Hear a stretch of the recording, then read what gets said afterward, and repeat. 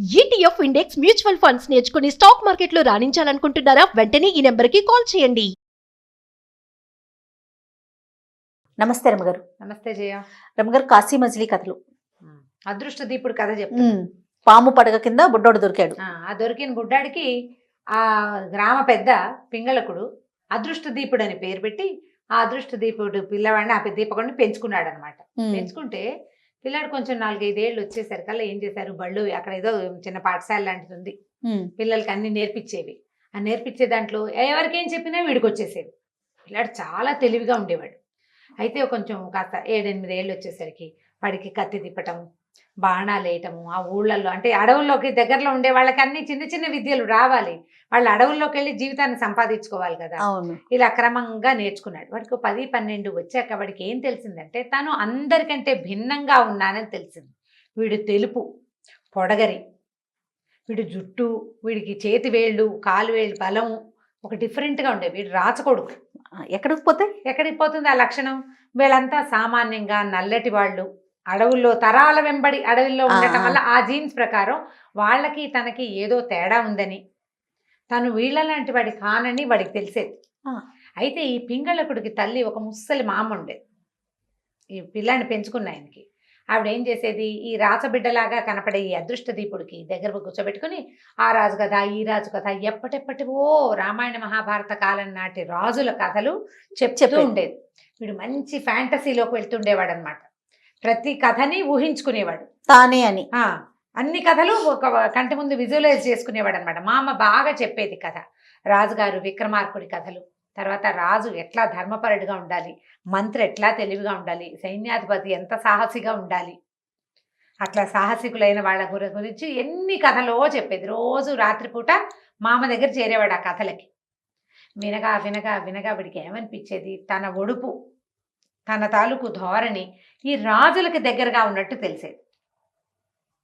ఏమిటి నేను ఇలా ఎందుకుంటున్నాను, ఒక డిఫరెంట్గా ఉండాలనిపించేది. కొద్దిగా 15 ఏళ్ళు వచ్చాక ఏం చేసేవాడు, చేసేట ఈ అబ్బాయి తన వయసు పిల్లల్ని, తనకంటే చిన్నవాళ్ళని, ఒక పెద్దవాళ్ళని ఒక గుంపుగా కూడగట్టుకుని అందరూ పోయి అడవిలోకి వెళ్ళేవాడు. అక్కడ ఏం చేశాడంటే ఒక విశాలమైన ప్రాంతాన్ని సెలెక్ట్ చేసుకున్నాడు. వెదురుతోటి మంచెల్లాగా కట్టి ఒక పెద్ద సింహాసనం రాజుకి, మంత్రికి 2 చిన్న కుర్చీలు, సైన్యాధిపతికి ఒక 3 చిన్న కుర్చీలు, మిగిలిన పదవులకి చిన్న చిన్న కుర్చీలు చొప్పున వెదురుతోటి తలా ఒక మంచెలాగా కట్టించాడు.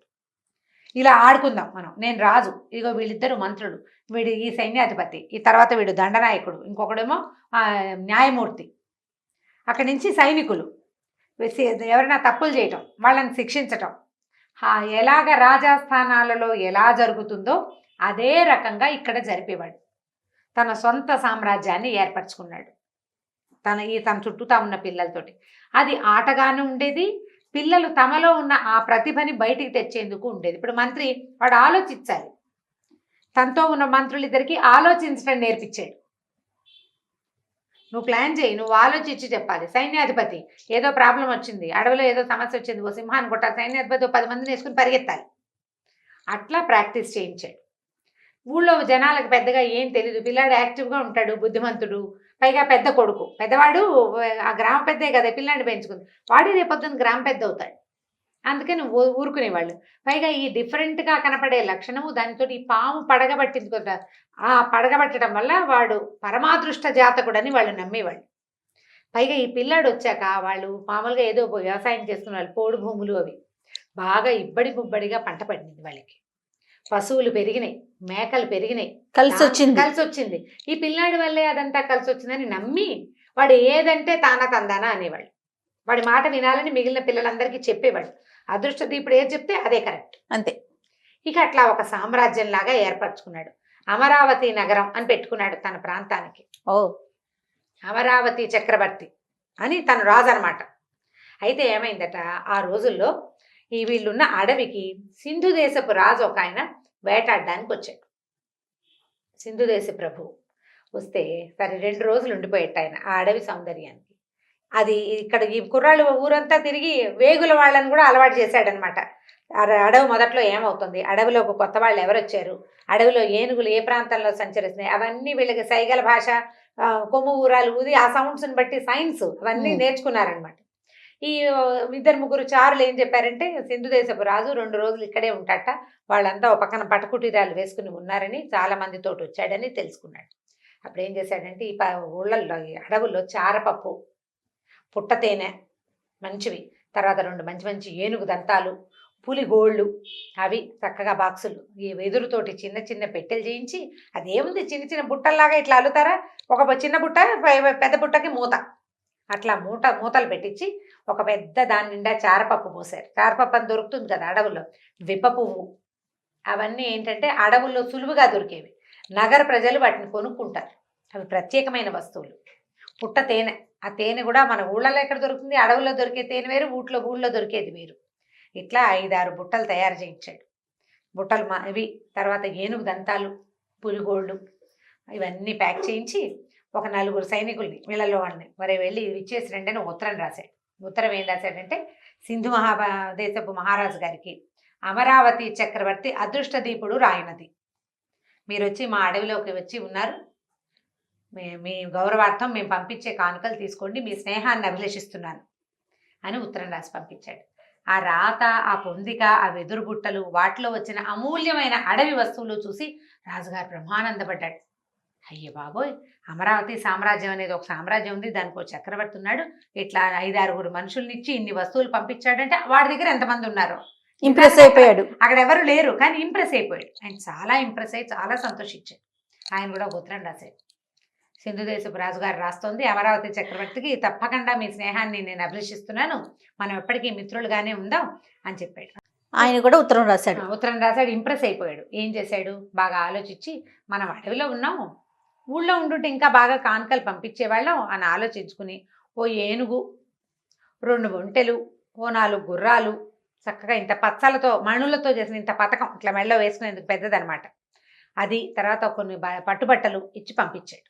రాజుగారు అప్పుడు గిఫ్ట్ ఇచ్చారు, రిటర్న్ గిఫ్ట్ ఇవ్వద్దు, అంతే. రాజుగారు ఇవన్నీ పంపించి ఈ కానుకలు స్వీకరించండి, అడవిలో ఉండటం వల్ల మీకు మీ స్థాయికి తగిన కానుకలు నేను సమర్పించలేకపోతున్నాను అని చెప్పి కానుకలు ఇచ్చి పంపించాడు. వచ్చిన వాళ్ళకే ఇచ్చాడు. అవన్నీ పట్టుకుని వెళ్ళారు వాళ్ళు. ఇదేంట్రా వీడు భలే ఇచ్చాడు, ఆహా అని ఆశ్చర్యపోయారు. తర్వాత ఈయనేమనుకున్నాడు అదృష్టదీపుడు, ఓహో ఈ కాగితం, ఈ ఉత్తరం, ఈ భాష, ఈ కానుకలు బాగా పనిచేస్తాయి, చాలా బాగుంది అని చెప్పి ఆలోచించుకుని ఏమన్నాడు, అరే అబ్బాయిలు, ఇక్కడి నుంచి మన దగ్గర ఇప్పుడు గుర్రాలు కూడా ఉన్నాయి, ఒక 4 గుర్రాలు వేసుకుని ఈ మిగిలిన దాన్ని నడిపించుకుంటూ మళ్ళీ అడవిలో ఉండే 4 వస్తువులు పట్టుకుని విదర్భ రాజ్యానికి వెళ్ళండి, విదర్భరాజు గారితో స్నేహం చేద్దాం మనం అని చెప్పి వీళ్ళని అక్కడికి పంపించాడు. తనకు వచ్చిన గిఫ్ట్స్ని అటు పంపించాడు. అక్కడికి పంపిస్తే ఉత్తరం రాశాడు, మీ స్నేహాన్ని అభిలషిస్తాను, అమరావతి నగర చక్రవర్తి అదృష్టదీపుడు, లేని రాజ్యాన్ని సృష్టించాడు. అక్కడికి వెళ్ళేసరికల్లా విదర్భరాజు చాలా ఆశ్చర్యపోయాడు. ఏనుగు దంతాల, వాళ్ళకి అసలు ఏనుగు మొహమే తెలీదు. ఓ ఏనుగు గిఫ్ట్ వచ్చింది, గిఫ్ట్ వచ్చిన ఏనుగు, ఎక్స్ట్రాగా వచ్చిన దంతాలు, చూసి అసలు ఆనందంతో పొంగిపోయాడు అనమాట. ఆయనకి వయసు ఎంత ఉంటుందంటే ఇంకా చిరుతప్రాయమేనండి, 20 సంవత్సరాలు కూడా ఉండవన్నారు. ఏ బాబోయ్, ఇంత చిన్న వయసులో ఇలాంటి అద్భుతమైన ఇవే, అసలు ఎవరికైనా కానుకలు పంపి నీ స్నేహాన్ని నేను అభిలషిస్తున్నానని చెప్పడం ఎంత గొప్ప క్రియ. ఆయన చాలా ఆనందించి బోలెడన్ని కానుకలు, ధనకనక వస్తు వాహనాలను అన్ని కానుకగా పెట్టాడు. ఆయన పెట్టంగానే అవన్నీ మోసుకొచ్చారు వీళ్ళింటికి.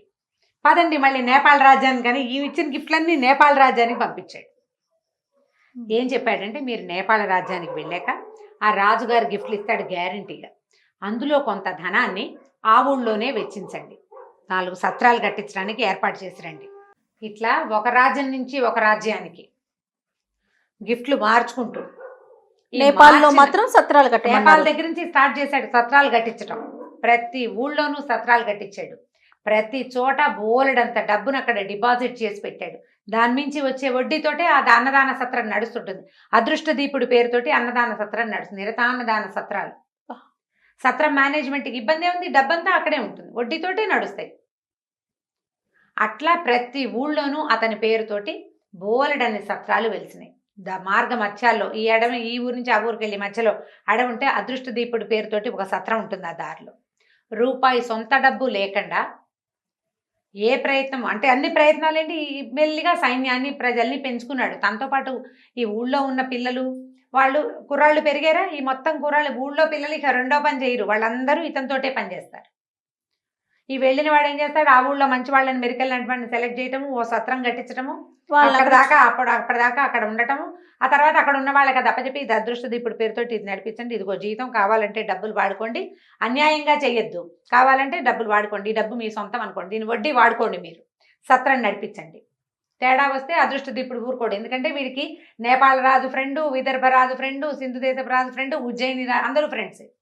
తేడా వస్తే సైనికులే వస్తారు, ఆ రాజ్యపు సైనికులే. అట్లా లైన్ చేసి చక్కగా పెట్టాడనమాట. ఇక క్రమంగా మోత మోగిపోతోంది అదృష్ట దీపుడు పేరు. వీళ్ళంతా ఒకసారి కాశీ రాజ్యానికి వచ్చారు, ఈ రాజులంతా విశ్వేశ్వరుడి సేవ కోసం, ఏవో మహాశివరాత్రి సందర్భంగా.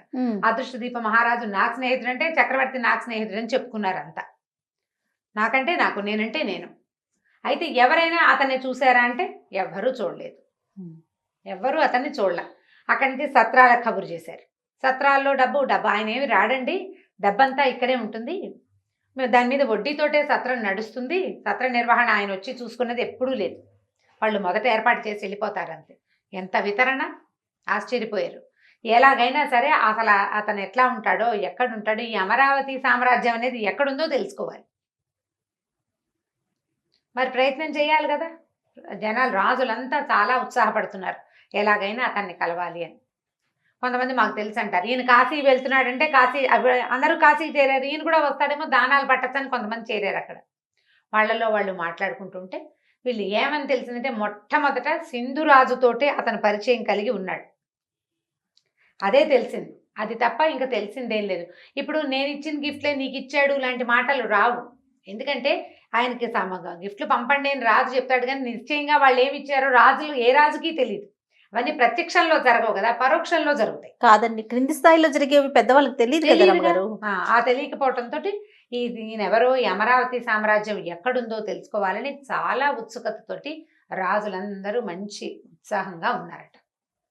అయితే ఇతను ఉన్నాడు కదా, ఈ మన అదృష్టదీపుడికి తన తల్లిదండ్రి ఎవరో తెలుసుకోవాలని చాలా గట్టిగా ఉంది. వీళ్ళు కాదు అని తెలిసింది, తెలుసు అతనికి చిన్నప్పటి నుంచి తెలుసు. అయితే ఏ తల్లి అయితే, ఎవరైతే తన పక్కన మరణించి ఉందో ఆమె తన తల్లి అని భావించేవాడు. ఓహో, తన తల్లి అని భావించేవాడు అతను. అయితే ఒకసారి ఏమైంది, సరే ఇలా అయితే ఇంకా లాభం లేదు, ఈ రాజులంతా తనున్న సామ్రాజ్యాన్ని చూడ్డానికి వస్తారు, ఆ ప్రయత్నం చేస్తారు ఇంకా, ఎందుకంటే వాళ్ళంతా తన కోసం చర్చలు జరుగుతున్నాయి, తన మీద ప్రశ్నలు మొదలైనవి. కాబట్టి సామ్రాజ్యాన్ని ఏర్పరచుకోవాలి, దాన్ని సుస్థిరం చేసుకోవాలి, ముందు దేశాటన చేయాలి. దానికోసం తనతో పాటు ఊళ్ళో మొట్టమొదటి నుంచి తన కార్యక్రమాల్లో ఉన్న బలభద్రుడు అనేవాడిని తనకు తోడు తీసుకున్నాడు. ఇద్దరు కలిసి దేశ సంచారానికి బయలుదేరారు. జీవితాన్ని స్థిరపరచుకోవాలి, తన తల్లిదండ్రి ఎవరో, తన తల్లి ఎక్కడదో అవన్నీ తెలియాలి కదా, ముందు అసలు బయటికి వెళ్తే తెలుస్తాయి. అందుకని ఆలోచించి అతను 2 గుర్రాలు వేసుకుని కొంత సొమ్ము ఏదో తీసుకుని ఎలా వెళ్ళాడు, ఏ ఊరికి వెళ్ళినా తను నిర్వహించే వాటికే వెళ్తున్నాడు అతను. తన పేరుతో నిర్వహణ జరిగే సత్రాలకే వెళ్తాడు. ప్రతి చోట చక్కగా జరుగుతున్నాయి ఏర్పాట్లన్నీ. అదృష్టదీపుడు ఓహో అంటారు, ఇతడే అతడని ఎవరికి తెలియదు, కానీ అతను ఎక్కడా చెప్పలే ఆ మాట. పేరు మార్చుకునేవాడు, ఊరికి పేరు మార్చేవాడు, ఊరికి పేరు మార్చుకునేవాడు. పెద్దగా పేర్లు కూడా పెద్దగా చెప్పాల్సిన అవసరం లేకుండానే ఉండేది. ఆ తిరుగుతూ ఉండేవాడు అనమాట. ఈ తిరుగుతున్న క్రమంలో ఏం జరిగింది, ఇతను తన తల్లిని, తండ్రిని, రాజుగారు అబ్బాయి కదా, ఎట్లా కలుసుకున్నాడో వచ్చే భాగంలో తెలుసుకుందాం మనం. ఓకే రమ్మ, కానీ భలే ఇంట్రెస్టింగ్ ఉంది ఇతని మాత్రం స్టోరీ. అవును, బాగుంటుంది కదా. రైట్ రమ్మ గారు, నమస్తే. నమస్తే.